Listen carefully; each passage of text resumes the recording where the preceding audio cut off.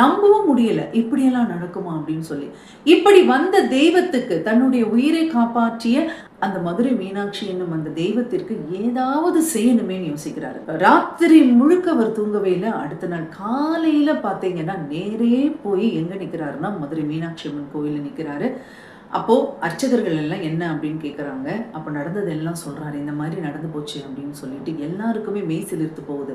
அன்னை மீனாட்சியானவள் தன்னுடைய பக்தன் யாராக இருந்தாலும் எப்படி காப்பாற்றுவாள் அப்படின்னு சொல்லிட்டு எல்லாரும் பேசிக்கிறாங்க. அப்போ இந்த ரவுஸ் பீட்டர் சொல்றாரு, நான் தாய்க்கு ஏதாவது காணிக்கை செலுத்த வேண்டும் அப்படின்னு சொல்லும் பொழுது அங்க இருப்பவர்கள் எல்லாருமே கண்டிப்பா செலுத்தலாம் அப்படின்னு சொல்றாங்க.